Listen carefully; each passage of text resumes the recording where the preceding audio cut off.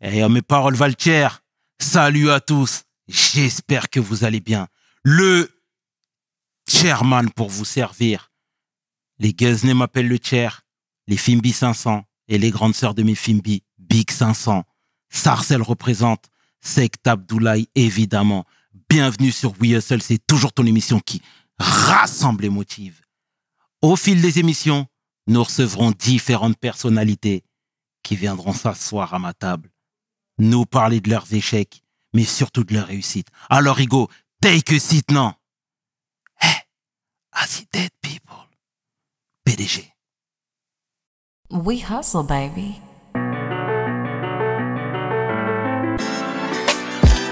Le chairman. We hustle, baby. Le chairman. We hustle, baby.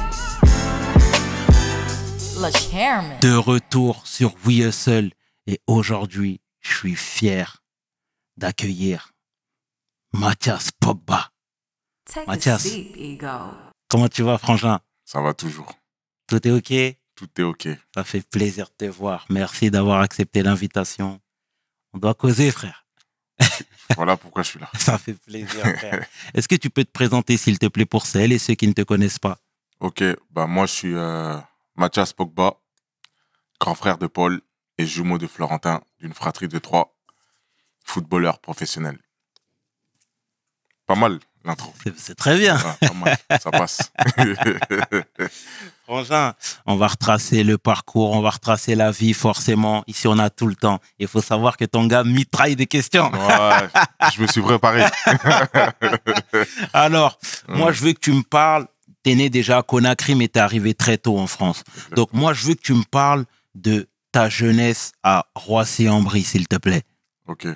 Bah déjà, ouais, comme tu l'as dit, je suis né à Conakry, le 19 août 1990. Et moi et mon jumeau, avec ma mère, on est arrivé en France à 2 ans, en 1992. Donc voilà pourquoi Paul est né en France, à Lagny-sur-Marne, dans le 77. On s'est installé à Roissy-en-Brie, aux Zones, 2 rues des Zones, avec mon père. On y a grandi jusqu'à nos 5 ans. Et après, on est parti dans le quartier de la Renardière, dans un autre quartier de Roissy, de nos 5 ans jusqu'à nos 21 ans. D'accord. Ouais. Moi, je veux que tu me parles de l'ambiance à la maison déjà très tôt. Bah, l'ambiance, elle a toujours été joviale. Ouais. Ma mère, mon père, ils nous ont toujours mis la musique depuis le plus jeune âge. Donc, on a toujours été des ambianceurs, on va dire. Ouais. On a grandi dans la musique. Plus on a grandi, on a commencé à diminuer quand même, mais on a grandi dans l'ambiance, la musique et la joie. Donc, c'est quoi les rêves musicales? Franchement, on est partout. Hein. Nous, on a mis pied partout. Ouais. Tu mets la musique, on est prêt. C'est ça qui nous différencie. N'importe quel genre? N'importe quel genre. C'est ça qui nous différencie avec les autres. Ok. C'est ça. C'est magnifique. Et tu sais, je voudrais qu'on s'attarde un petit peu encore sur l'ambiance à la maison parce que vous êtes 3, comme tu l'as dit. Mais il y a Yvette qui vivait avec vous. Marie-Yvette. Moussokoro également. Ouais. Tu vois? Ah, tu t'es bien renseigné, toi. J'aime bien. Tu vois ce que je veux dire? Ouais. Donc déjà, c'est important que tu nous parles déjà de ces cousines, mais qui en réalité sont des grandes sœurs. Hein. Ouais. Donc, parle-moi de cette ambiance et de ces sœurs-là en particulier, s'il te plaît. Ça, c'est le sang. Nous, on n'a pas fait de différence, cousine, tout ça. Nous, on n'est pas dans ça, nous. Tu grandis avec nous, t'es avec nous, t'es parmi nous. Tu vois? Ça, c'est la MIF. Donc, ça a été... On a toujours une enfance joyeuse, toujours unie. Elles nous ont aidés pendant toute notre enfance. Quand on allait faire nos compétitions, à nous accompagner de ping-pong, pardon. Parce qu'il faut que les gens sachent qu'on a fait du ping-pong, mais on en parlera tout à l'heure. Mais elles ont toujours été là pour nous jusqu'à aujourd'hui. Soutien. On est une famille, qu'on est unis. C'est magnifique et on les embrasse, les grandes sœurs. On les embrasse. C'est quoi la différence d'âge entre vous et elles? Il y en a une, on a 4 ans de différence et l'autre, on a... une 5 ans de différence et l'autre, on a 7 ans de différence. D'accord, ouais. Donc, c'est des grandes sœurs. C'est des grandes sœurs, ouais. Je comprends. Et tu vois, vous êtes une famille vraiment qui est dédiée au sport. tu viens de m'emboîter le pas en parlant du tennis de table, mais apparemment, tu es un tueur, champion de France même à 10 ans. Donc, 9 ans. 9 ans. Ah, Encore. excuse-moi. Ouais, voilà, c'est important. Mais déjà, parle-moi de cette découverte-là et même du fait que tu été envoyé à Montry pendant quelques Au temps. Krebs. Exactement. Oh mon gars, tu t'es renseigné. Mais j'aime bien. Parce que, tu sais pourquoi déjà j'aime bien ça? Ouais. Parce qu'il y a plein de personnes qui veulent faire des interviews, mais ils viennent pas renseigner, ils viennent juste pour que tu parles. En fait. Non. Chacun doit faire son boulot. Et tu l'as très bien fait. Et je t'en remercie. Merci, mon frère. Donc, ouais. Je suis en CE2. Notre sport d'activité de l'école, c'est ping-pong. Et Monsieur Zmuda, je me rappelle de son nom carrément. Monsieur Zmuda, il nous amène à la salle de tennis de table et il voit que je sors du lot, tu vois. Moi et mon frère, on sort du lot. On n'était pas dans la même classe, mais nous deux, on sortait du lot de là où on est dans chaque classe, tu vois. Et quand je vais là-bas, même le coach du tennis de table il dit, ouh, lui, il faudrait qu'il revienne, lui, parce que je vois qu'il y a quelque chose, tu vois. Moi, je suis là, je dis, ok, on revient, hein, bah, on va revenir. Et en espace de 3 ans, on a vraiment éteint dans toute la France. Chaque compétition qu'on partait, on gagnait. Et si tu me crois pas, j'ai le numéro de mon coach, tu l'appelleras. Ok? En loose day, tu l'appelleras, tu lui demanderas si c'est faux. On a éteint toute la France. Chaque compétition, on est même, après, l'année où on arrête, on était surclassé. On était minime, mais on faisait des compétitions déjà avec les cadets, pour te dire. Quand on arrêtait, mais nous, on préférait le foot. Donc, on a éteint. On faisait des stages à l'étranger, tu vois, des stages de ping-pong de 2 semaines, tout ça. On était convoités pour aller là-bas. Et comment t'expliques le fait qu'il n'y ait pas de convoitise sur ce sport-là? Parce que vous étiez des tueurs avec ton frère Florentin, mais en réalité, pour faire une carrière de Pongiste. Absolument, c'est pas évident. C'est pas que c'est pas évident, en fait, ça... Ou du moins à l'époque. Hein. Ouais, à l'époque, Ouais. déjà les époques, elles ont changé. Absolument. Mais à l'époque, le ping-pong, quand on dit, ah, t'es pongiste, hein, c'est quoi ça, tu vois? Donc nous, déjà, cet aspect-là, le sport individuel, c'était bien, hein, mais le sport d'équipe, ça nous parlait plus. C'est pour ça qu'on on a bifurqué, hein, tu vois? Donc, du coup, parce que à la maison, on l'a pas dit, mais c'était assez rudimentaire, c'était assez ric-rac. La maman, elle était dans son hustle, hein, elle essayait de travailler, de joindre les deux bouts tant bien que mal, tout en sachant qu'il y avait pas mal d'enfants à la maison. Donc, toi, quand elle a dit qu'elle ne pouvait plus assumer vos déplacements, etc., moi, je veux que tu me parles de cette maturité parce qu'elle a dit que vous ne lui avez pas tenu rigueur de ça. Par rapport au ping-pong, on était sponsorisé à 9 ans. On recevait des raquettes, des plaques. Je sais pas si tu connais un peu. Des plaques, ça veut dire c'est avec le matériel avec lequel tu vas jouer. Nous, on recevait ça gratuitement par Banco. La marque, c'était Banco. Sac, uniforme. Comment on appelle ça?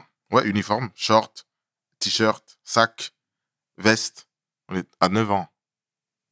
Et on recevait des primes de 200 €, des trucs comme ça, par mois. À 9 ans. Ça veut dire on était déjà dans l'esprit de compétiteur, en mode, on va tout péter. Donc, en fait, dans notre tête, c'était là où tout ce qu'on touche, on doit éteindre. Mais ça vient de la mentalité de mes parents, surtout mon père. Très discipliné. Lui, c'est numéro 1 ou rien, en fait. Ça sert à rien d'y aller si tu vas pas être numéro 1, en fait. Ok. Donc, nous, c'est dès tout petit, mentalité comme ça. Et pourquoi t'as arrêté, du coup, alors? Si c'est pas cette raison-là. Bah, j'ai arrêté quoi, le Le ping-pong? ping-pong, ouais. Ouais, tout parce à fait. que je voulais être numéro 1 dans le foot. T'as vu le changement ou quoi? Voilà. Ouais. Non, mais je comprends totalement déjà. En tout cas, tu étais très ambitieux et très jeune. Ouais. Donc là, de retour à Roissy, tu commences à grandir et tu t'inscris dans le club de la ville. Donc, moi, je veux savoir, c'est quoi les premiers feelings? Parce que, ok, tu as des facilités au ping-pong, mais est-ce qu'au foot, c'est la même chose? Au foot, c'est la même chose. Et il y en a plein qui pourront te le dire. Ok. Au foot, c'était la même chose. On avait quelque chose. Tu vois, on avait quelque chose. On nous appelait les frères d'Eric. Exactement, Ouais, ouais. On nous appelait les frères d'Eric avec moi et mon frère.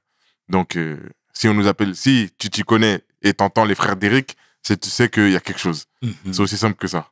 Donc, ouais, chacun de son côté, on lavait les gens, on bombardait, on était les frères d'Eric, hein, sauf dans la réalité.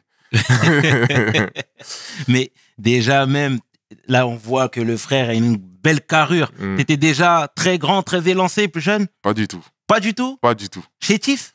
On n'était pas maigre, on n'était pas gros. On était entre les deux. Ok. Ouais. Ok. Donc, il y a eu du travail fourni et la morphologie naturelle. Et quels sont les... Parce qu'on a toujours ici tendance à mettre en avant les gens de l'ombre, les éducateurs, etc., qui ont décelé ton talent, là. Mm. C'était qui?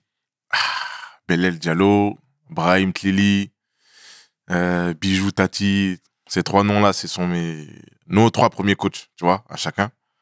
Donc, eux, dès le départ, jouer un match sans les jumeaux, c'était impensable.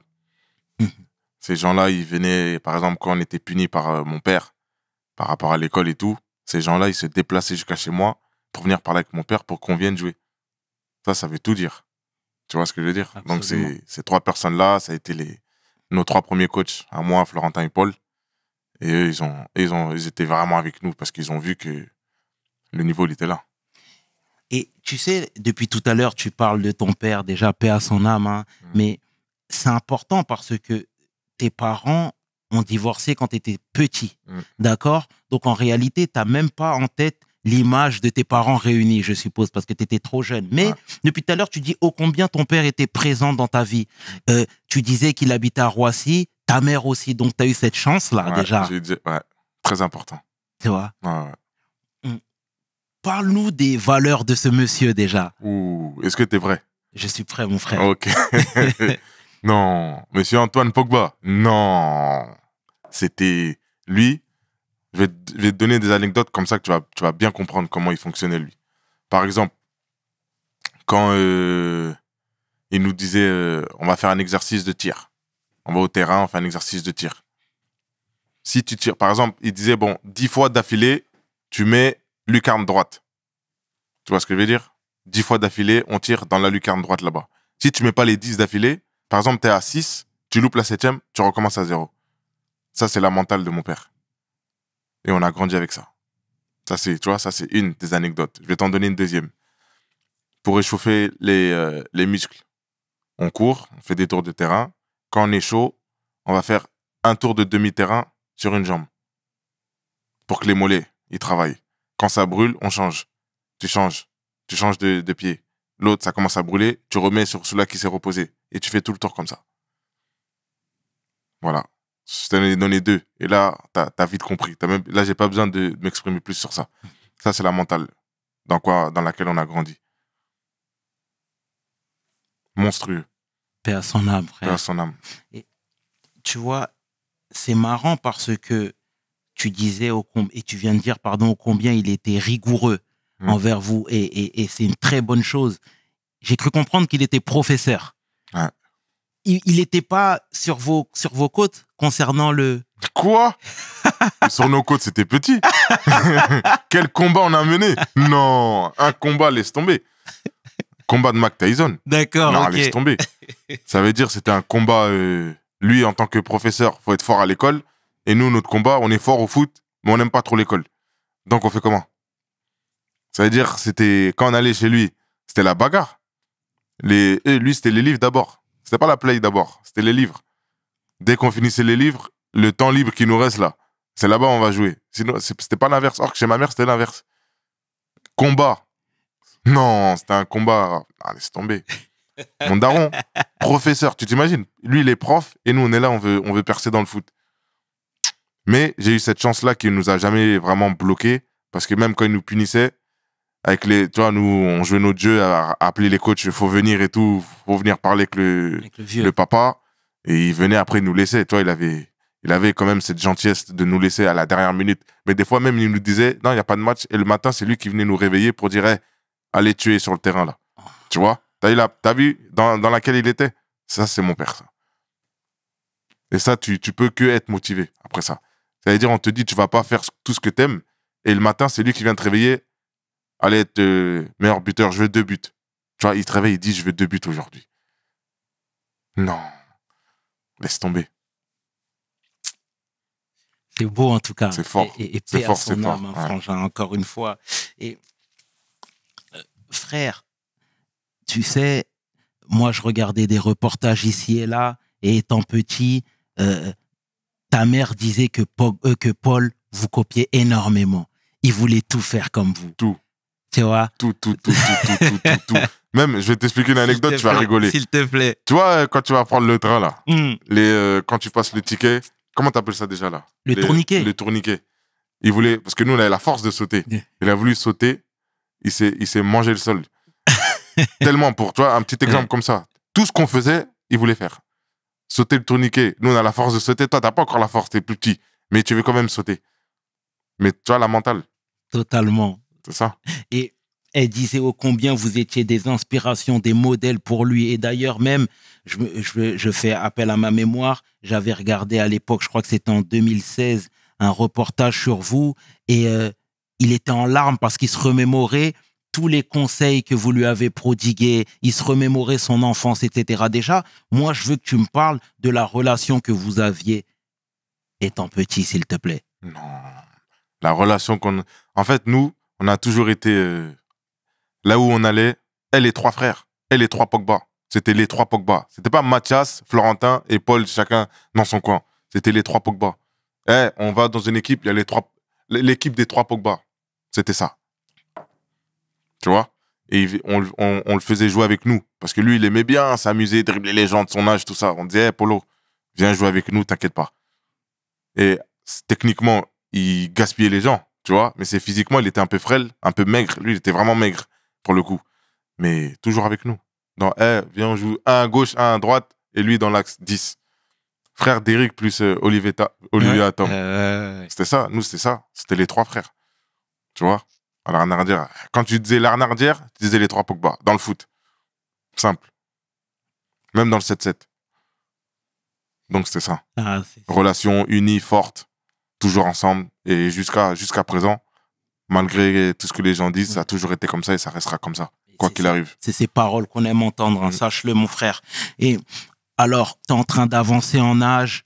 Il y a les spotlights sur toi, sur Flo et sur Paul. Une famille de champions, j'ai presque envie de te dire. À ce moment-là, le foot, vous l'avez pris très au sérieux? Il y a un ami à ma mère, il vient toquer à la porte. Il vient en mode visite amicale. Il voit plein de coupes, mais coupes de ping-pong, tu vois, et des tournois, façon, des petits tournois de Benjamin, moins de 13, tout ça. Meilleur buteur, meilleur joueur, 3e du tournoi, tout le tralala. Donc, il dit, mais t'as des champions à la maison ou quoi? Elle dit, oui, ce sont les coupes de mes enfants. Ah bon? Parce que j'ai un ami là, il est agent en Espagne et il y a des essais là, je pense bientôt et je peux vous mettre en contact, tu vois. C'est comme ça s'est fait, Vigo. Je te raconte la suite. Donc ma mère a dit, ok, il n'y a pas de problème. Elle, dans sa tête, c'est pas Crary, oh, va signer directement. Pris son numéro au gars, elle l'appelle, elle dit, voilà, j'ai mes 2 enfants.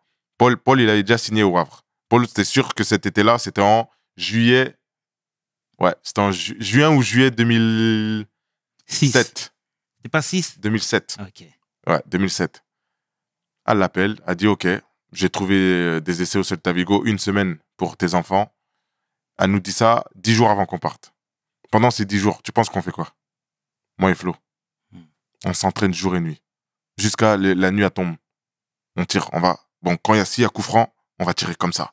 S'il y a penalty, on va tirer comme ça. On répète, on court. On fait des 1 contre 1. 1 contre 1. On travaille les 1 contre 1. Maintenant, quand t'as la balle là, faut le gaspiller comme ça. Non, on part. Boum, on tire.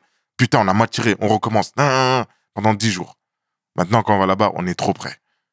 Et comment ça s'est passé après la suite? On s'installe. Ils nous installent au centre de formation avec les autres jeunes. Et on leur demande de laisser-nous au moins rentrer parce que nous, on n'avait ramené que des affaires de foot. C'est-à-dire, on n'avait pas d'habits normal. Ils ont dit non. La pré-saison, elle va commencer là. Vous pouvez pas rentrer. Désolé. Donc, on a dû dire à ma mère de prendre 2-3 valises en mettant nos affaires et c'est elle qui les a ramenées. Tellement ils voulaient pas qu'on bouge de là-bas. Et du coup, t'es resté combien de temps là-bas? On a fait 2 ans avec Flo. Parce que je suis avec Flo. Hein. Tout ce que je te dis, je suis avec Flo. Oui. On a fait 2 ans. Et après ces 2 ans, on a quitté chacun. Et c'est là où nos carrières se sont divisées. Mais pourquoi vous êtes partis au bout de 2 ans si vous étiez des cracks? Au bout de 2 ans, ils ont reproposé un contrat à Flo, mais pas à moi. Parce que moi, la première année, j'étais surclassé avec les 89. Tu vois? Et j'ai joué titulaire. La deuxième année, c'est les 91 qui viennent. Changement de coach, je joue plus. Moi, j'ai craqué. Parce que j'avais encore la mentalité parisienne. Donc, chaque entraînement, quand mon cerveau, il passait de l'autre côté, je boycottais. Mais je me tuais moi-même, en fait. T'as vu, j'avais pas encore assez de recul pour dire, en fait, tu es tout seul, là. Mais il y a un entraînement, par exemple, moi, j'étais assez costaud. Ça veut dire, il y a des moments, j'appuyais plus que d'autres. Et j'envoyais les gens dans le décor. Après, le coach, il était pas content. Parce que c'est les joueurs qui jouaient. Et ça a cassé un truc avec le coach. Et j'étais toujours... Et quand il y avait des blessures, tout ça, quand il me mettait, je marquais. Ça veut dire, moi, je répondais sur le terrain. Je parlais jamais avec lui. C'est-à-dire, je bousculais les gens, je montrais toute ma rage sur le terrain. Que ce soit but ou bien physiquement avec les coéquipiers. Mais je montrais tout sur le terrain. Je parlais pas avec lui. Tu vois? Mais ça a pas fonctionné cette deuxième année. Donc, moi, j'ai décidé de partir. Et quand moi, j'ai décidé de partir, Flo, il a dit, je reste jamais là-bas tout seul. Et il est parti. Mais ils avaient proposé quelque chose à Flo. Ok. Ouais. Pour passer pro? Pour passer pro. Mais c'était long. C'était 3 ans stagiaire et 2 ans pro. Flo, il voulait 2 ans stagiaire et 3 ans pro. Ils n'ont pas voulu. On a pris nos bagages et on est parti. D'accord. Donc, du coup, rétropédalage, tu reviens à Roissy. Ouais. Tu joues dans le club de local? Non, entre-temps, je fais des essais. Je fais des essais au Kaiserslautern. 2e division à l'époque, allemande. Et tout se passe bien. J'ai jamais autant marqué. Bah, tu vois, l'essai que j'ai passé au Celta Vigo, j'étais 3 fois plus fort. J'ai jamais mis autant de buts dans une période d'essai. Jamais. De toute ma vie. Tout était bon. Après, il y a eu problème de je pense, commission, tout ça. Après, je peux pas te dire, j'ai pas envie de trop dire n'importe quoi. Je sais pas vraiment ce qui s'est passé, mais j'ai pas signé là-bas. Et pour moi, c'était, à cette époque-là, la plus grosse déception. J'ai dit, c'est pas possible qu'on prenne pas. La semaine que j'ai faite là, c'est pas possible, en fait. Et j'ai pas signé là-bas. Et ça, on m'a dit ça vers mi-août ou début août, comme ça. Tous les clubs, ils ont déjà signé, ils ont déjà repris, tout ça. Ça veut dire, je suis parti là où il restait de la place, à Quimper. Là où je joue avec Riyad Mahrez. Exactement, là-bas.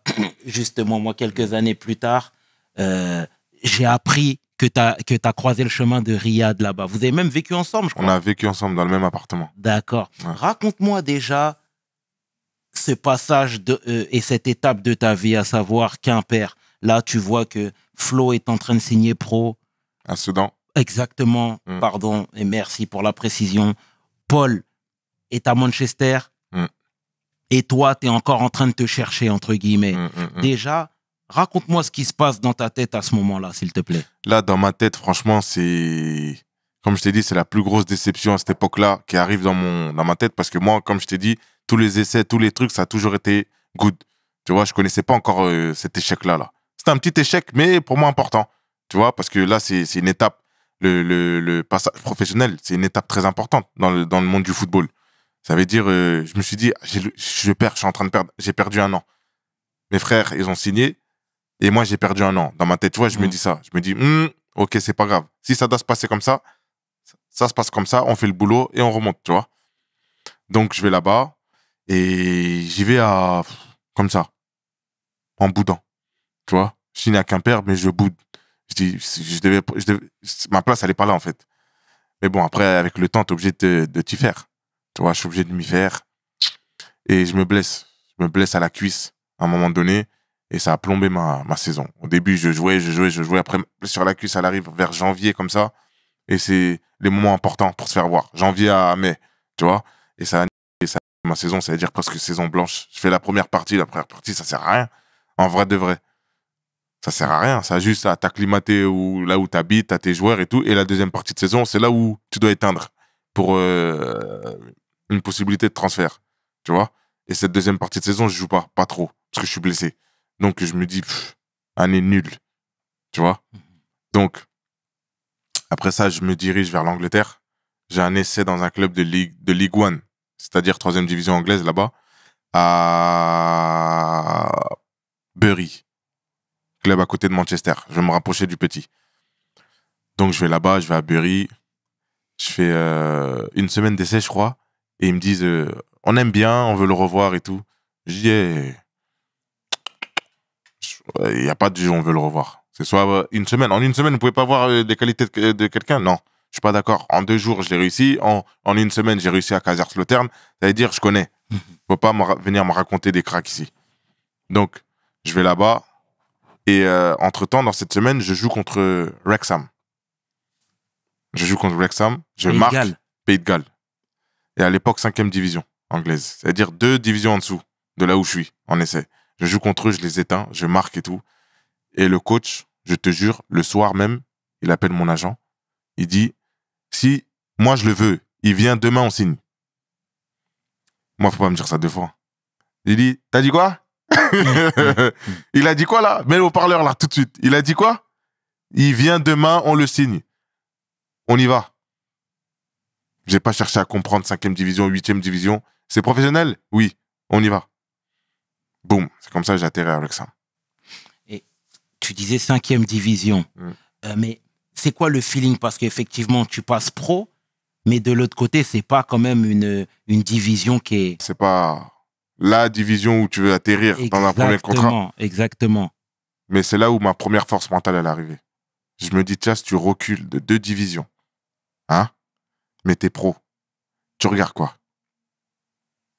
C'est là où ma tête a commencé à se poser les bonnes questions. Tu regardes quoi? Le contrat professionnel ou la division où tu es? J'ai dit, je regarde le contrat professionnel. Tu vois, moi, à cette époque-là, j'ai beaucoup de questions à moi-même. Tu veux faire quoi? Tu veux être pro ou tu veux jouer en première division? Les deux, dans tous les cas, c'est pro. Tu veux être pro en 5e division, tu veux signer ton premier contrat pro en 5e division, ou tu veux absolument signer dans un gros club, ou comme ça, on te voit partout à la télé, mais c'est quand même professionnel. Tu choisis quoi? J'ai dit, je choisis Wrexham. Pourquoi? Parce qu'ils me veulent. Ils sont venus me chercher. Ils ont toqué à ma porte. Moi, je vais là où on vient me chercher, là où on me veut. Et en termes de salaire, on est comment? À cette époque-là, je suis à 300 pounds la semaine, je crois. Ça veut dire, ouais, je suis à 1200 pounds. 1200 ou 1300 pounds avec des primes. Tu vois, 1400, allez, 1500 max, avec toutes les primes de match et tout. Mais je suis à 1500. Est-ce que le jeu en valait la chandelle? L'Angleterre, moi, j'aimais bien l'Angleterre à l'époque. Tu vois, moi, mon rêve, c'est la Première Ligue. Et je me dis, OK, là, je suis en 5e division. Le club, il me veut, je vais jouer. Ça, il me l'a garanti. J'ai juste à montrer sur le terrain ce que je lui ai montré et je vais jouer. J'ai dit, on y va. C'est combien le contrat? Premier contrat pro, 1500. Il est où le papier? Chut, on a gratté le papier. Le reste, là, c'est à moi de jouer. C'est tout. Ok. Ouais. Et t'avais quel âge à ce moment? 19 ans. Ok, très bien. Et moi, je veux savoir cette fois-ci comment vous voyez au quartier, parce que dans la fratrie, les 3 garçons sont passés pro. Les regards commençaient à changer déjà? Les regards, ils étaient plus dans la fierté qu'autre chose. Ok. Le quartier était fier, la ville était fière. Donc, c'était que du bon. Voilà, que du bon. Quand on revenait pour les vacances et tout le monde nous attendait en mode, tu vois, on a gagné, on revient avec une médaille et tout. C'était fierté de ouf. Ouais. Et t'étais à Wrexham et pas très loin de chez Paul, finalement, qui était à Manchester. Je vivais avec lui. Et la maman. Et la maman. Important. Exactement. Donc, moi, je veux savoir déjà, parce que vous étiez là, tu étais joueur, mais tu faisais aussi office de conseiller, j'ai presque envie de te dire, de Paul. Ouais, mon rôle de grand frère. Exactement, mon frère. Donc, toi, et c'est important de le préciser, parce que tu le dis depuis tout à l'heure, ouais, etc. Mais Paul, ça se passe pas trop bien pour lui. Apparemment, c'est même toi qui lui as suggéré d'aller à la Juve. On y arrive. On y arrive. Vas-y, je te laisse continuer. D'accord. Déjà, moi, je veux que tu me parles de cette étape de ta vie, parce que là, tu as pensé à lui alors que vous étiez réunis. Dis-moi tout, s'il te plaît. Donc, à cette époque-là, comme je t'ai dit, je vivais avec lui.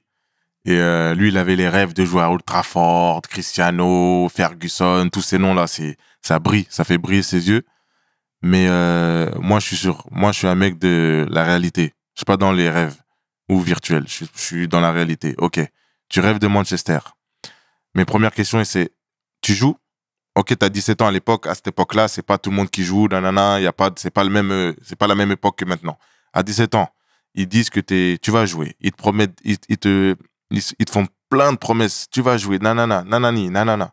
Beaucoup de parlotte, mais zéro action. Moi, je suis dans les actions. Ne raconte pas tes cracks. Action. Tu joues? Oui ou non? Non. OK. Ils t'ont promis de jouer?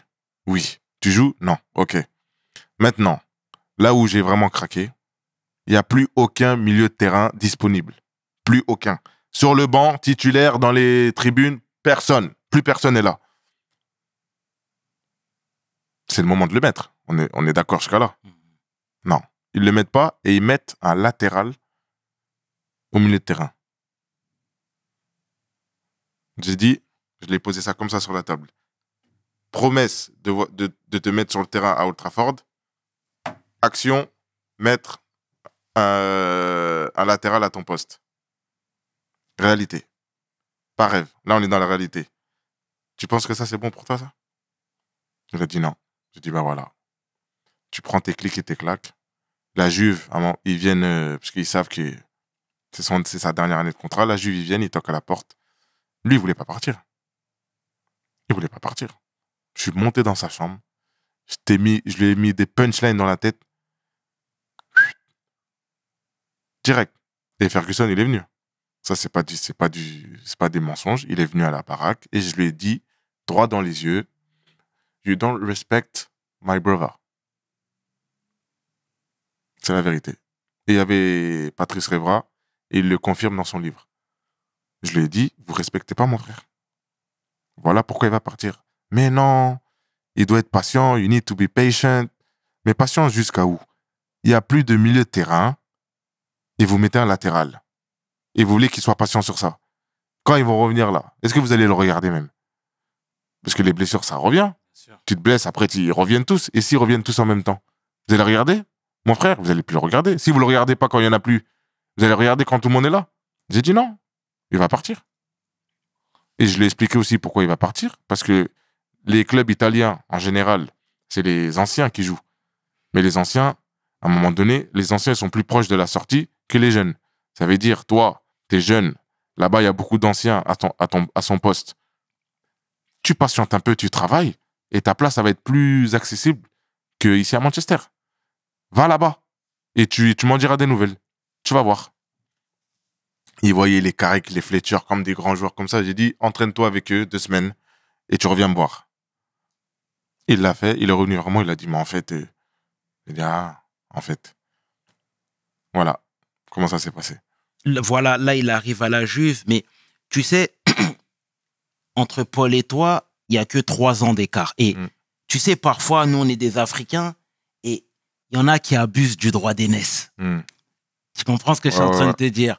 Tu sais, moi, il y a une fois, j'avais regardé un reportage. C'est toi qui parlais. Et tu avais dit, Paul, c'est mon petit. Si je lui envoie acheter une canette, grand comme il est, il va se lever, il va acheter sa canette, il va revenir et il va me dire merci. Tu vois, moi, j'ai trouvé que ces paroles étaient déplacées. Tu vois ce que je veux dire? Parce que, en vérité, quand tu atteins un certain âge, c'est juste des frères. Tu comprends ce que je suis en train de te dire? Qu'est-ce que tu as à dire, toi, par rapport à ça? Non, c'est vrai. Après, plus tu prends de l'âge, plus on va dire, cette expression ne peut pas être aussi vraie qu'elle l'est. Tu vois? Mais dans la jeunesse, 3 ans d'écart, c'est beaucoup. C'est vrai. Mais quand tu grandis, tu peux plus te permettre d'avoir ces propos-là. Je suis d'accord avec toi, 100%. Donc, et c'est très bien de faire amende honorable, frère, hein, vraiment, parce que moi, ce petit passage m'avait un peu bridé, m'avait fait quelque chose un petit peu. Je me suis dit, c'était déplacé, surtout le dire face caméra, je pense que c'était pas nécessaire. Mais Paul est en train d'avancer. Pareil pour Flo, qui est en train d'avancer, qui passe pro, etc. Ils ont des salaires conséquents. Toi, tu es en train de changer de club constamment. Est-ce que ça te frustre pas? Parce que vous étiez soudés et vous l'êtes toujours, et je suis ravi de l'entendre. Mais tu vois que tes 2 frères sont en train de s'accomplir d'un point de vue professionnel, mais aussi d'un point de vue économique. C'est humain, et à un moment donné. Je vais te dire la vérité. Hein. Dis-moi, mon frère. À aucun moment, ça me frustre. Ça me booste plus qu'autre chose. Donc, c'est pas le mot frustré que je vais utiliser, c'est booster. Donc, je me dis, c'est un challenge. Je me challenge moi-même. Regarde, t'es des refs. Moi, je suis le plus grand fan. Si je me déplace pour aller voir leur match, je me déplace, sans leur dire même. Et ils pourront te le confirmer. Donc, j'arrive là-bas, je suis leur plus grand fan. Tu vois, ça me booste. Je dis, moi, j'ai commencé tout en bas, mais j'arrive, les gars. Venons, on se booste. Il n'y a pas de problème, j'arrive. Moi, c'est comme ça. Aucune frustration, rien du tout. Ça me booste plus qu'autre chose. Et comment toi, tu te sens même en tant qu'homme, le fait de changer constamment de club, chaque saison, tu changes de club, etc. Comment tu te sens, même pour t'épanouir, même pour la stabilité? Comment ça se passe dans ta tête? Ben moi, t'as vu, moi, ma mentale, elle est je vais t'expliquer, c'est simple. Là où on me veut pas, je prends mes clics et mes claques. À cette époque-là, j'ai pas cette patience de dire non, faut que je me bouge. En fait, faut que j'aille chercher qu'on m'aime ou qu'on me veuille. Moi, ma mentale, c'est pas ça. C'est si je te veux, je te le montre, je te le prouve. Si je vois pas ça, moi, c'est dans les actions. Tu peux pas me dire, ah, j'ai des promesses qu'on faisait à Paul, là. Tu vois, les promesses de tu vas jouer. Non. Tu vas jouer, mais moi sur le terrain. Me dis pas.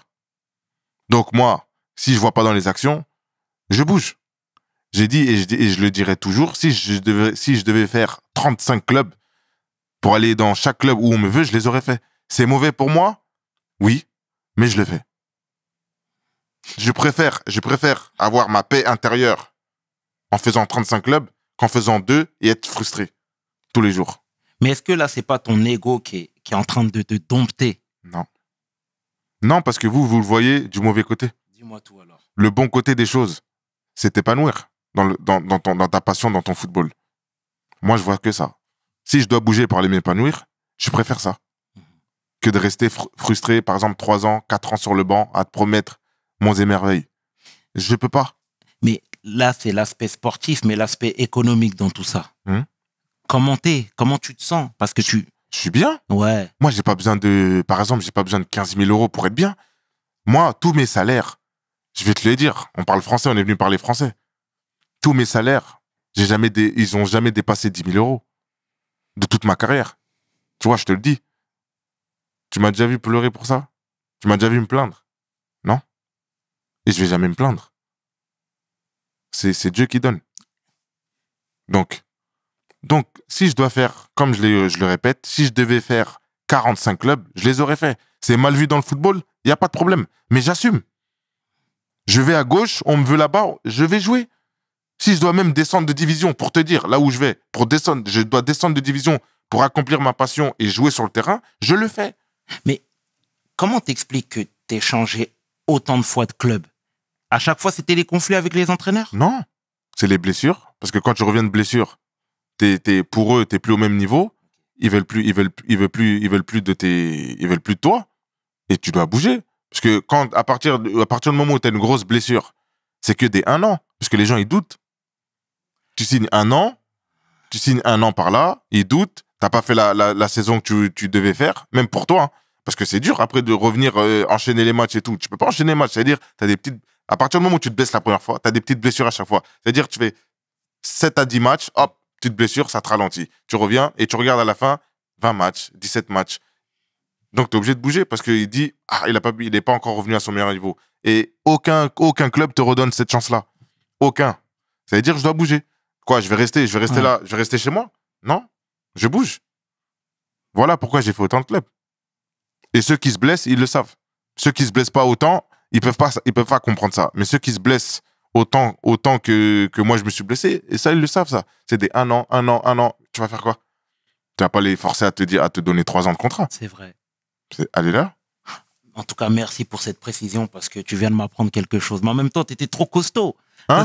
Tu devais te blesser, ça. tu vois. Trop de muscles, c'est pas bon. Si on m'a dit. C'est vrai, hein? c'est vrai. En tout cas, Frangin, je salue ta franchise sincèrement et j'accélère un petit peu dans le temps. Coupe du Monde 2018, tu vois. Paul, bon déjà juste avant, il avait crevé l'écran à la Juventus. Ouais. Vraiment, c'était incroyable. Et avant de faire un flashback déjà sur la Coupe du Monde, moi, je veux que tu me parles cette fois-ci de l'avant Coupe du Monde 2018, hein, bien sûr, à savoir quand Paul crève crève l'écran à la Juventus.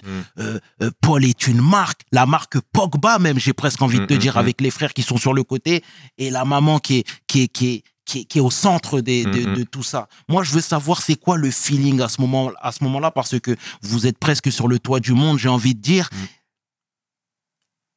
Mais il n'y a pas que des heureux dans tout ça. Ouais. Est-ce qu'à ce moment-là, vous l'avez ressenti? Si on doit se dire les choses. Ouais. Honnêtement, de notre côté, on l'a pas ressenti. Hein. Il y a des gens qui sont pas contents pour nous. Mais nous, regarde, nous, on est des positifs. Attitude. Ça veut dire on va regarder que le bon. Il devait avoir ces personnes-là, mais on le voyait pas. On le voyait pas forcément. Il devait en avoir, parce que nous, on est très joyeux, parfois naïfs, mais on voyait pas ça. On voyait pas cette négativité. Il devait en avoir, mais on la voyait pas. Nous, on était nous-mêmes. Des danses à trois, des ambianceurs, des leaders sur le terrain, des exemples pour l'union de la famille, parce que c'est pour ça qu'on est reconnu. Bien sûr. C'est la vérité. Donc, nous, on voyait que ça, nous. Mais on voyait que ça, nous. Tu vois, le papa était présent à ce moment-là, il avait de la bouteille.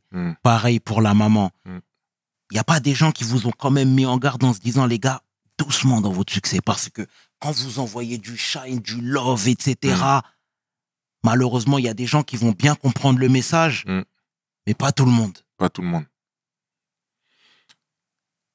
Non. Il n'y a pas de arrêtez-vous, nous, on y va, nous. Pourquoi on va s'arrêter? En fait, c'est pour reformuler ma phrase et pour que tu comprennes mieux, c'est que moi, à titre personnel, j'ai aimé vous voir comme ça, frère. Frérot, en plus, vous êtes des ambianceurs, des danseurs, des gens joyeux. Et on a besoin aussi de voir de voir la personnification de la réussite, en vérité. Ouais. À savoir, vous venez, du ghetto, par votre travail, parce qu'on vous a fait aucun cadeau, vous avez réussi à atteindre les sommets. Et ça, c'est noble. C'est même enseigné. Mais malheureusement, quand tu brilles trop, tout le monde ne se réjouit pas de ton succès, frère. Ouais. Et en fait, comme ce succès-là, il est nouveau pour tout le monde,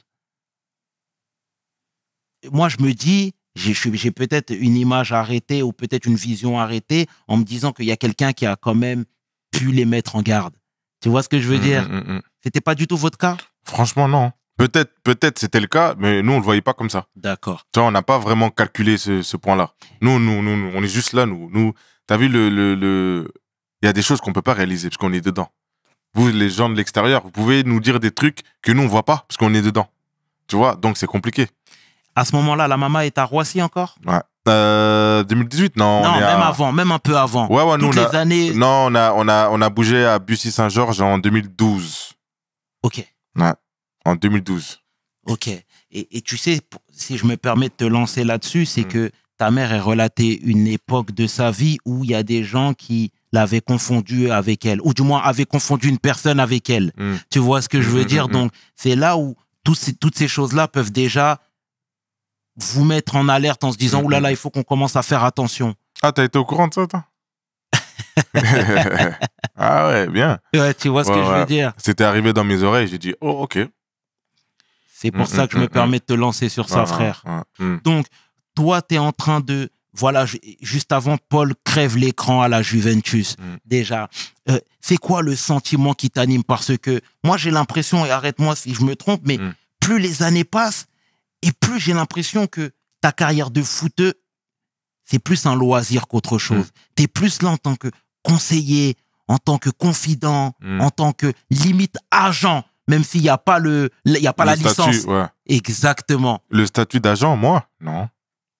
À cette époque-là, je me cherche, 2012, je suis en Angleterre, c'est mes meilleures années. C'est-à-dire là, de 2012 à 2016, 2017, c'est là où je me fais ma plus grosse blessure, le tendon d'Achille. Je suis en pleine ascension, moi. Souviens-toi que je viens de la 5e division. Ouais. Et en 2017, je suis en première division hollandaise. Donc, je suis en pleine ascension. Je suis en plein je suis dans mon élément, là. Donc, non, chacun est concentré dans sa carrière. Chacun fait le boulot sur le terrain. Et on grimpe comme ça. Chacun à notre échelle, on grimpe petit à petit. Tous. Flo, il enchaîne 5 saisons à Saint-Etienne, 4 ans d'affilée Europa League. Donc, chacun est dans sa carrière. Chacun bosse. Pour de vrai. C'est ça. Et Frangin, voilà, quand Paul devient une marque, est-ce que automatiquement ça a créé des possibilités pour les autres membres de la famille? Pour mes sœurs, tu parles de mes sœurs, Exactement, pour l'ensemble de la famille. bah réellement non, parce que elles ont pas bossé avec nous, ou, tu vois quoi, ils sont pas venus bosser avec nous, que ça soit dans le foot ou après il y a eu des discussions de projets, oui, mais de job professionnel après ça non. D'accord. Ouais. Donc à ce moment-là, c'est Paul qui brille de mille feux et chacun est dans sa carrière. Chacun est dans sa carrière. D'accord, très bien. Et Frangin, il y a eu la Coupe du Monde 2018 où on te voyait dans les tribunes en train de supporter D'animer. ton frère, hein, Ouais. en train d'animer. Et c'était très beau, mon frère. Donc déjà, là, en tant que grand frère, comment on se sent parce que tu prodiguais des conseils, tu lui parlais énormément, etc. Et là, tu vois que tout le monde le plébiscite, tout le monde est unanime pour dire que c'est l'un des tout meilleurs. Comment toi, tu te sens déjà? Fierté, jusqu'à je sais même pas où. Une fierté incroyable. Je me dis ça, c'est mon petit ref, ça. C'est mon petit ref, il est là, on est champion du monde parce que c'est pas il, c'est on. Et je le répéterai toujours, c'est on est champion du monde.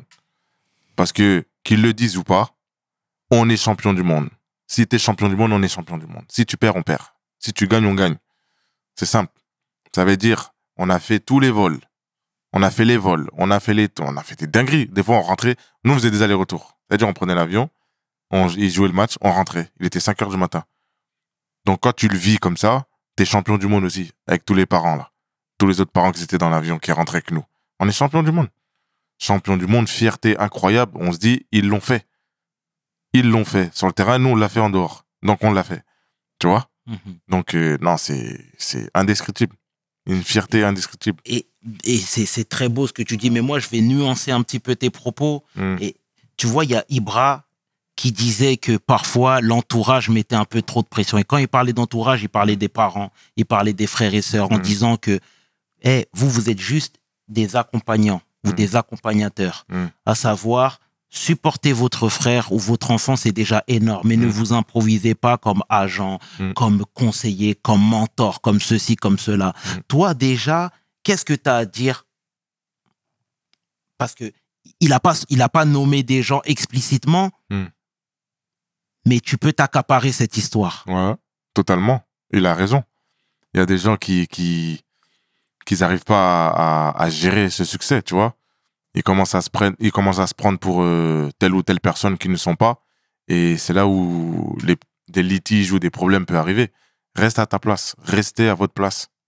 Restez à votre place. Moi, si j'aurais voulu vraiment, j'aurais pu arrêter le foot et dire, vas-y, je gère ta carrière. Mais je l'ai pas fait. C'est réel. Restez à votre place. Et comment t'expliques que, tu vois, même des années plus tard, la Coupe du Monde 2022, on a parlé de soucis de comportement.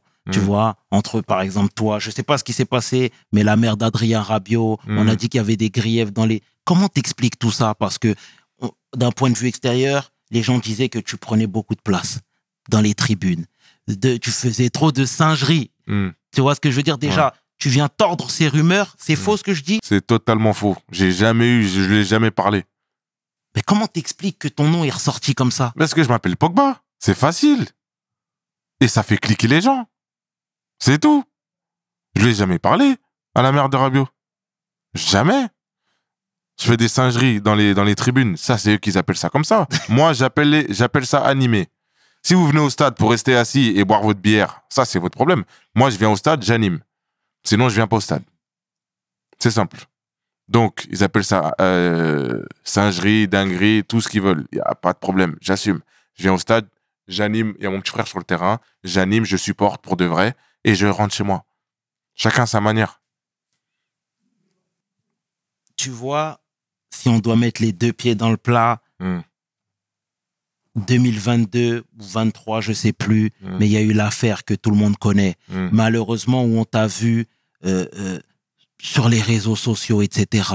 Bon, tu sais, il faut savoir, je te le dis d'emblée, c'est que nous, on n'est vraiment pas là pour pour donner de la confiture à des porcs. Et je le dis vulgairement, frérot, parce que t'es un frère, parce que Paul, c'est un frère, et parce qu'il y a des gens qui pleurent à côté de ça. Mais moi, je veux savoir, frérot, qu'est-ce qui t'est passé par la tête pour venir sur la place publique et parler comme ça? Je peux pas trop en dire aujourd'hui, mais quand tout ça se termine, si tu veux, on reparlera de ça en face-to-face. Très bien. Et comme je dis toujours, la vérité prend l'escalier. Donc, je m'arrête sur ça, et puis on en reparlera en temps et en heure. Mais tu sais,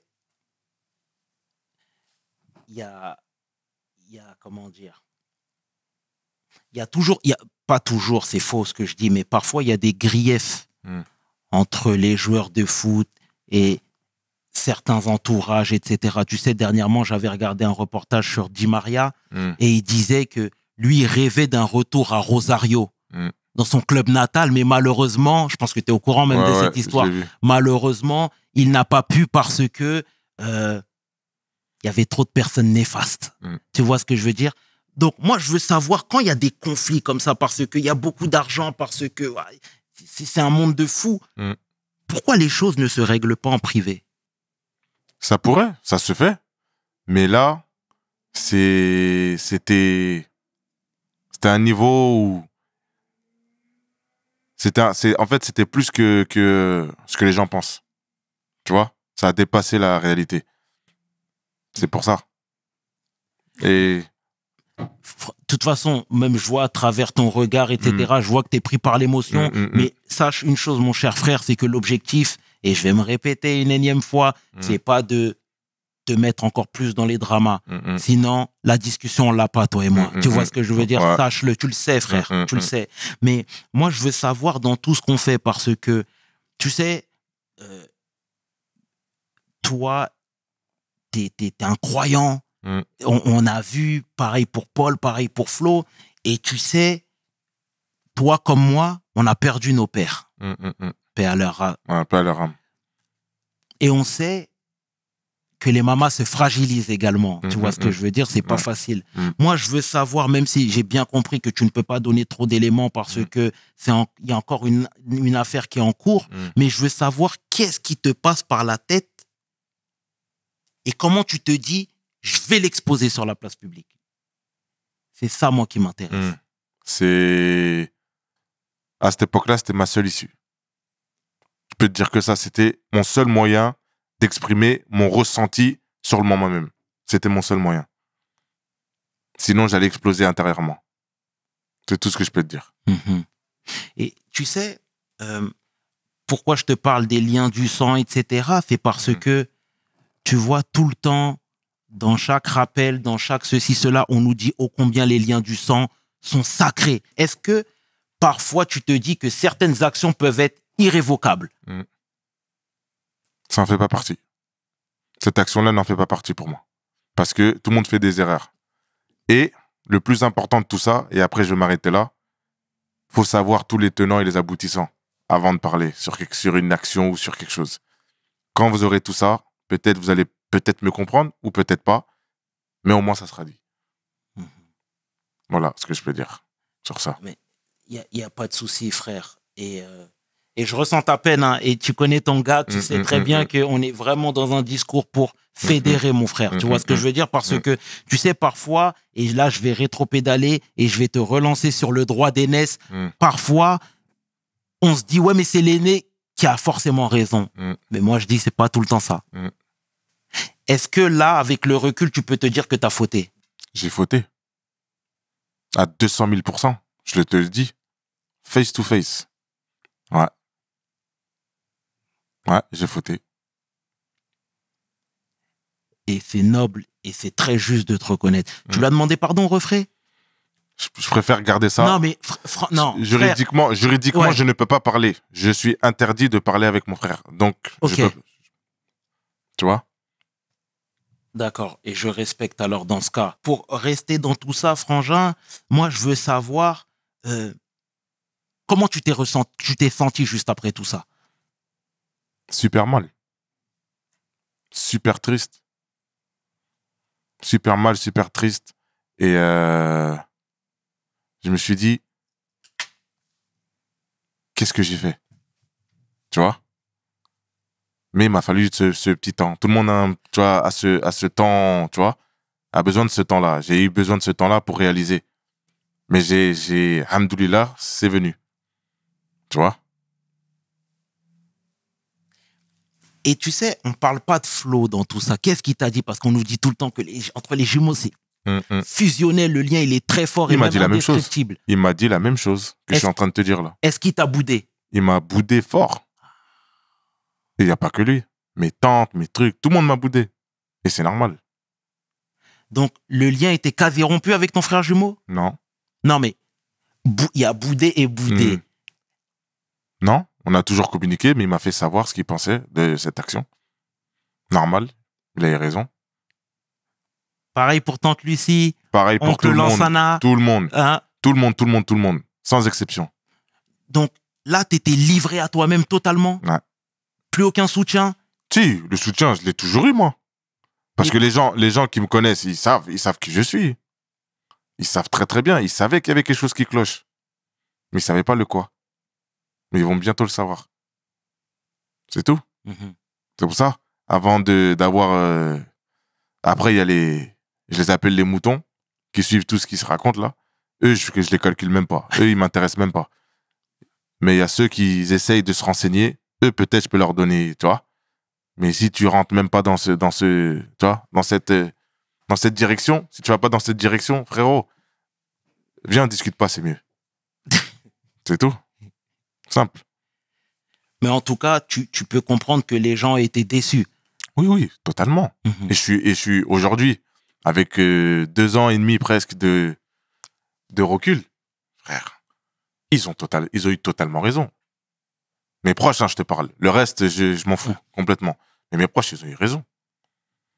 Mais ils me comprendront quand ils vont savoir ce que je peux pas dire. Tu vois, aujourd'hui. Ils vont comprendre.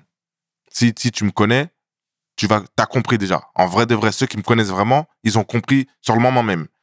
Mais ceux qui ont eu des petits doutes, ils vont être renseignés. En tout cas, je comprends bien et je sais que malheureusement, ce sujet a secoué toute une famille. Et en tout cas, j'espère de tout mon cœur que la situation s'arrangera pour toi ainsi que pour vous, frangin. Sincèrement. Ça va s'arranger. Ne t'en fais même pas. Le temps fait toujours son travail. Tu as totalement raison, frangin, et je veux bien te croire là-dessus. Est-ce que toi, avant cette péripétie, tu as déjà eu des démêlés avec la justice? Jamais. Je connaissais rien du tout. Et comment là, ça se passe quand tu arrives en prison? J'ai mûri. Enfermé là-bas dans un 9 mètres carrés. T'étais où? J'étais à Villepinte. J'ai mûri. Je suis devenu l'homme que je dois devenir. Il n'y a pas un jour, on m'a pas insulté de tous les noms qui existent. Pas un seul jour. FDP, si ça, si, ta, tout. Tout. On tape dans ma cellule. Comment t'as pu faire ça à ton frère, tout ça? Sachant que toi, tu sais que t'as rien fait. Mais toute la planète pense que c'est toi la tête de tout ça. Et tu dois gober ça tous les jours. Dans les nets, là, sur place, tout, partout. On t'a sauté dessus? Non, j'étais isolé. J'étais à l'isolement. Mais je pense que ça allait être une option, ça. Pour eux. Mais bon, j'étais à l'isolement, Dieu merci. Mais comme je t'ai dit, c'est une étape de ma vie. Aujourd'hui, c'est fou ce que je vais te dire. Hein. Des fois, je remercie Allah de m'avoir amené là-bas. C'est une dinguerie. Même moi, de le dire là, je trouve que c'est une dinguerie. Mais je dis ça avec fierté. Et à l'intérieur même de la prison, t'as eu aucun soutien? Si, j'ai reçu plein de courriers. Même des gens que j'avais vus une fois dans ma vie. Le soutien, je l'ai toujours eu, moi. Tu vois? Et là, je veux savoir même la famille au sens large. Ton téléphone n'a fait que de sonner. 1 milliard de fois. Par jour, je recevais, je crois, 100 appels. Et à ce moment-là, tu savais que tu avais fait un truc de fou? Ouais. Ouais.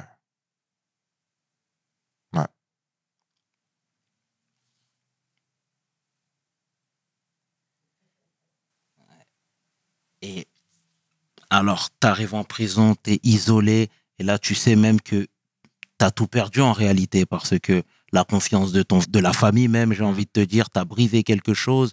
Et puis, même d'un point de vue professionnel, pardon, même si c'est dans c'est sur un second volet, mais là aussi, tu as tout perdu. Là, je suis seul au monde. Pour de vrai, je suis seul au monde. Seul au monde. Pendant 3 mois et demi, j'étais seul au monde. Mais, comme je te dis, je devais peut-être passer par là pour remettre tous les câbles. Pour pas que ça disjoncte encore une deuxième fois. Les câbles, ils se sont ressolidés, tout bien, en ordre. Et on n'a pas assez parlé de la Mama, parce que là, c'est terrible pour elle. Elle est tiraillée entre ses fils, etc. Comment elle était avec toi? Elle était... elle a sait. Oui, mais même si elle sait... Elle était pas bien. Elle a douté, oui. Elle a douté. À certains moments, elle a douté. Et je la comprends, elle a douté, oui. Mais elle nous a toujours soutenus tous les deux. Ça, je suis d'accord avec toi, frère. Et d'ailleurs, une mère reste une mère. Et elle peut pas trancher entre ses enfants. Mais là, c'était tellement gros que c'était irréel. Ouais. Donc, moi, je veux savoir, est-ce qu'elle aussi, elle t'a boudé fortement? Parce que là, j'ai toujours été en contact avec elle. Même en prison? Même en prison. Ça n'a pas bougé, ça. Même en prison. Donc, ça, non. Ça bougera jamais, ça. Madame aussi était toujours avec toi? Toujours. Ça, je t'ai dit. Il y a les gens, il y a les proches, il y a tout le monde. Tout le monde était carré. Tu sais, parfois, on dit toujours que, tu vois, par exemple, Paul est marié avec une Sud-Américaine. Tu vois, quelque part, il est marié avec une personne qui ne connaît pas tellement la communauté africaine. Et tu sais, aujourd'hui, n'ayons pas peur des mots, mais il y en a plein qui ont des paroles parfois méchantes envers nous. Tu vois ce que je veux dire, où ils se permettent de sortir pas mal d'atrocités, etc. Est-ce que voir ce genre de move ne peuvent pas confirmer certaines pensées? Ça dépend comment tu les prends. Est-ce que tu comprends ce que je suis en train de te dire? Comprends. Parce que quand tu vois une histoire rocambolesque comme la vôtre, là, c'est tellement gros que ça peut effrayer des gens. C'est possible. C'est possible que ça effraie des gens. Et je leur en veux même pas, ces gens-là. Mais comme j'ai dit dans une histoire, il y a toujours 2 versions. Ou 3. Ou 5. Écoutez tout le monde. Et après, vous faites votre propre jugement. Simple. Et ce serait quoi, toi, le conseil que tu préconiserais aux jeunes footballeurs ou du moins aux jeunes apprentis par rapport à toute cette histoire, à savoir quand il y a de la lumière, quand il y a beaucoup d'argent, quand il y a beaucoup d'enjeux et quand tout le monde veut sa place au soleil? Qu'est-ce que toi, tu dirais? Moi, je dis toujours que c'est facile à dire d'avoir soi-disant gardé les bonnes personnes à côté. Mais en vrai de vrai, à quel moment tu sais si c'est vraiment les bonnes personnes? Parce que la preuve en est. Quand est-ce que tu sais que c'est les bonnes personnes? Parce que le semblant, il y a des gens, moi je pourrais pas, mais il y a des gens qui arrivent à faire semblant longtemps. Comment tu gères ça? Et moi, je suis un homme qui reste sur ce que je peux contrôler. Ce que je peux pas contrôler, tu vas pas me voir là-bas. Tu vois? Maintenant, tu contrôles pas comment les gens pensent. Moi, je vois les actions. Je suis dans le mec d'action. Du moment que tu actes bien avec moi, pour moi, tu es dans mon camp. Tu vois? Comment tu contrôles ça? Donc, garder le bon entourage, je peux le dire. Mais l'action, c'est une autre affaire. Ça devient de plus en plus dur pour moi. Aujourd'hui, c'est ça le plus dur à gérer. Est-ce que lui, il est dans mon camp? Pour de vrai. Tu vois ce que je veux dire? C'est ça. C'est là où je veux en venir. Et comment t'es dans la commune de Roissy-en-Brie? Tu y retournes des fois? Je suis le seul qui peut marcher aujourd'hui dans la ville, tranquille, sans entendre des messes basses, sans... C'est terrible, en tout cas. Et... Ah, purée. En tout cas, tu vois, tout à l'heure, on parlait de Quimper, on parlait de Riyad. C'est un frère que je connais très bien, Ah ouais, et que j'embrasse au passage. Salam. Et, Salam, mon ami. voilà. Et Riyad, je pense que tu as dû croiser le chemin de son frère également, Wahid. Oui. Voilà, très Oui, bien. oui. Et Riyad, très tôt, en fait, dès l'instant où il est passé pro, tout avait changé pour lui. À savoir, il s'est professionnalisé à tous les niveaux. Tu vois, aussi bien lui que sa famille au sens large, etc. Et Wahid, qu'on avait l'habitude de voir au quartier, on le voyait moins, etc. Est-ce que toi-même, qui avais beaucoup plus de bouteilles et d'expérience à ce niveau-là, c'est pas des choses que tu aurais pu prendre en considération? Oui, bien sûr. Mais je vais t'expliquer une chose que les gens ne savent pas beaucoup. Quand tu es footballeur, et moi je suis le plus grand frère, c'est-à-dire il n'y a pas plus grand frère que moi, tu vois, je suis pas à côté. C'est-à-dire je suis toujours à l'étranger. Ça veut dire j'ai pas les revenus de Riyad Mahrez. Moi je te parle de moi, Mathias. Parce que là on parle pas de mes frères, on parle de moi. T'as pas la tête à, on va dire, t'as pas la tête à tout ce qui est en dehors du foot. À part si quelqu'un de confiance, avec qui t'as vraiment confiance, il vient et te pose un truc carré sur la table, tu dis ouais, lui je peux lui faire confiance sur ça. Il vient, tant qu'il vient pas, moi personnellement, j'irai pas toquer à cette porte-là. Parce que j'aime pas mettre pied où je n'ai pas pied. Où je connais pas, ou truc, je vais pas faire ça. Donc je préfère rester dans mon truc que je connais avant d'aller m'aventurer dans les trucs que je connais pas. Je te parle à l'époque. Hein. Aujourd'hui, après ma plus grosse blessure, c'est là où vient cet état d'esprit. On est en 2017. Et c'est là où je commence à rentrer dans ce mood. Parce que j'ai le temps.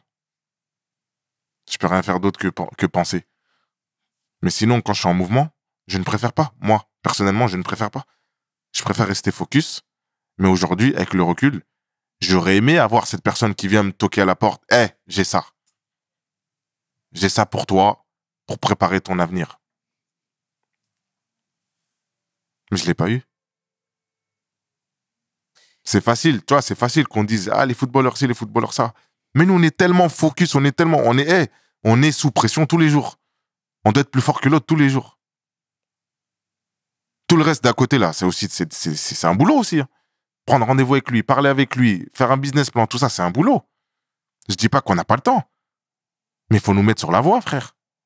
Avec la bonne personne. Et tu vois, parfois les footballeurs, toi-même tu sais de quoi je vais parler tout de suite, mais ils sont toujours sollicités. Tout le temps. On ne sait pas qui dit vrai, qui dit faux, qui dit... Exactement, pour mettre des sous dans un projet. Parfois, il y a la famille au sens large. On a reçu Mevlou Terding il y a quelques temps qui nous disait que lui-même, il a dû blesser des gens de sa famille parce que c'était too much. C'était too much. Il était ultra sollicité. Là, à travers Paul, à travers ce qu'on a vu, c'était la même chose. Mais frère, mais il doit quoi à qui? C'est ça que les gens ne comprennent pas, frère. Ils ne comprennent pas. Ils ne comprennent pas. Tant que tu le vis pas, tu peux pas comprendre. Il y en a, ils vont plus loin que ça. Ils vont, tu vois, chercher à savoir le pourquoi du comment. Mais il y en a, ils veulent rien savoir. Tu gagnes ça, il faut que tu aides toute la planète. C'est de la folie. Mais comment on peut... C'est de la folie, frère. C'est de la folie. Mais maintenant, comment tu contrôles ça? Tu peux pas contrôler. Je me répète, je reste sur ce que je contrôle. Le reste, je peux pas contrôler. Tu peux pas. Mais tu vois, par exemple, toi, quand il y avait énormément de gens qui vous approchaient pour ceci, cela, toi qui as un peu plus de recul, pourquoi t'as pas mis le bouclier d'emblée? Comment tu veux que je mette le bouclier? Il y en a un qui est là-bas, il y en a un qui est là-bas, il y en a un qui est là-bas. Quel bouclier tu vas mettre? Comment tu le crées? Aujourd'hui, il y a différents moyens de communication, il y a plein de choses que tu peux mettre en place. Mais tu parles moi, personnellement, ou bien moi créer l'équipe de bouclier? Toi, créer l'équipe, justement, de professionnels pour dire c'est pas comme ça que ça se passe. Tu ne peux pas nous attendre comme ça. En fait, c'est ça. Ça fait tellement t'as de demandes que tu sais même plus qui est qui et t'as plus envie de mettre. T'as plus envie de, tu vois, même si t'as la pensée, tu dis, vas-y frère, c'est trop. T'entends des arnaqueurs à toute patate. Ton téléphone, il truc, toi tu penses que c'est bon. Après, on t'appelle, on te dit, non, on va pas avec cette personne. En fait, tu vois, c'est ça. C'est trop de déception. T'appelles, tu t'avances, tu penses que t'as bien avancé, tu vas recevoir un appel, non, fais pas ça avec lui, c'est une arnaque. Ou bien on te demande l'argent, tu vois, tu mets un truc sur la table, tu vois jamais l'avancement. Ça te décourage, frère. Après, tu dis, je préfère ne rien faire que de donner pour rien ou d'avancer pour rien. C'est ça le truc. C'est pas aussi facile, tu vois. C'est facile à dire, mais à l'appliquer, mon gars, c'est une autre affaire. Hein. Sans parler des sensus là qui sont là, qui rôdent comme ça. Ils te regardent comme ça. Il a bougé à gauche, ah, on va à gauche. Il a bougé à droite, on va à droite. C'est ça. Et qu'est-ce que tu as perdu à cause de cette affaire-là? Des clubs de foot. C'est tout ce que j'ai perdu. Tout le reste, j'ai gagné. Maintenant, tu vas me poser, qu'est-ce que tu dis, tu veux parler de quoi quand tu dis que tu as gagné? Déjà, d'un point de vue professionnel, Ouais. tu as répondu à une partie de ma question, mais même d'un point de vue familial ou de relationnel avec ton entourage ou des amis, par exemple. Non, c'est là où je vais te répondre. Ok. J'ai gagné, tu sais là où j'ai gagné? Parce que j'ai viré tout ce que je ne voyais pas. Tu vois où je veux en venir ou pas? Toutes les personnes que je pensais qui étaient solides avec moi, c'est quand tu as des épreuves comme ça que tu vois qui est vraiment solide avec toi. Donc j'ai gagné en temps à éliminer toutes ces personnes. C'est là où je veux en venir. Là, si j'ai bien compris, même à travers ton histoire, etc., tu as été un peu entourloupé. Mais comment tu fais aujourd'hui pour donner ta confiance comme ça à quelqu'un? Aujourd'hui, c'est là-bas que j'ai appris ça. Ce que je peux faire, ce que la personne pourra faire pour moi, c'est là où je vais faire pour lui. Mais ça sera plus l'inverse. Avant, c'était l'inverse. Ce que moi, je pouvais faire pour toi, et c'était pas réciproque, je le faisais quand même parce que je suis comme ça. Mais après cette étape, c'est là où je passais de l'autre côté. Ce que tu peux faire pour moi, et après, moi, je suis. Là, je vais le faire.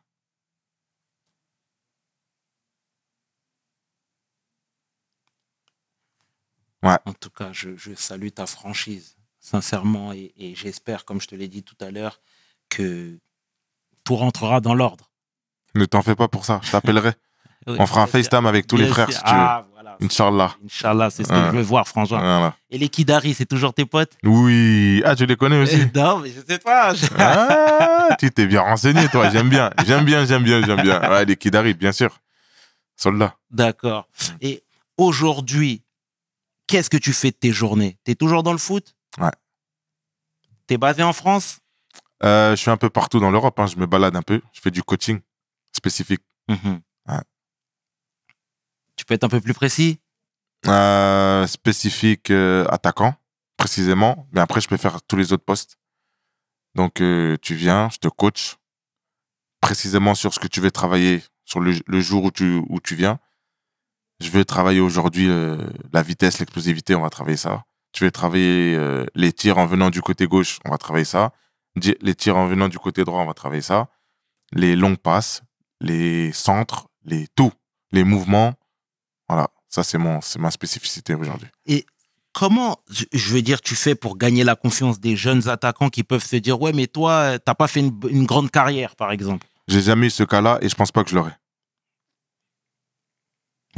Parce que tu peux douter peut-être, mais à partir du moment où tu viens au premier entraînement, ça revient très souvent. Regarde pas mon nom. Viens voir Mathias. Viens pas voir Mathias Pogba. Et c'est ce que je leur dis. Si vous venez pour Mathias Pogba, c'est bien. Mais jugez-moi sur ce qu'on va travailler. Venez pas parce que j'ai fait carrière et je suis le frère d'eux. Parce que je vais le voir. Venez pour bosser. Et elles ressemblent à quoi tes journées aujourd'hui? Mes journées, elles sont remplies. Je suis rempli de projets. Rempli de projets, moi. C'est pas ça qui va éteindre mes projets. Ça, c'est clair et net, ça. Ça a fait même que gonfler mes projets. Parce que ça m'a inspiré. Le temps que j'avais là-bas, j'ai... Donc, je suis pas inquiet. Et parce que moi, aux dernières nouvelles, tu me disais que tu vivais en Belgique, etc. Pourquoi tu as voulu partir d'ici? Pour prendre un second souffle. Tu pouvais le prendre ici, hein. Ouais. Mais ici, tu connais Paris. C'est relou. Donc, j'ai voulu sortir de cette zone fraîcheur. Et après, on repart. C'est exactement ce qui... Là, tout ce qui est en train de se passer, c'était prévu. On est sur la bonne voie. Voilà. Voilà pourquoi. En tout cas, je te remercie sincèrement, Merci, Mathias. merci à toi, parce que ça faisait longtemps. Donc. Exactement. C'est dur de parler sincèrement avec... tu connais les... Hein, je vais Exact. pas dire la suite. Exact. Là, ça fait du bien. Ça fait du bien. En tout cas, déjà, merci pour ces paroles élogieuses, sincèrement. Mhm. Et je souhaite de tout mon cœur que tout rentre dans l'ordre, frérot. Ne t'en fais pas. Juste une question de temps. Saber. Exactement. C'est tout. Exactement. C'était le tiers et qui est 500. Tu peux inverser, les deux sont corrects. Avec mon homeboy, Mathias Pogba pour We Hustle. Mes paroles valent tiers. Peace! We hustle, baby.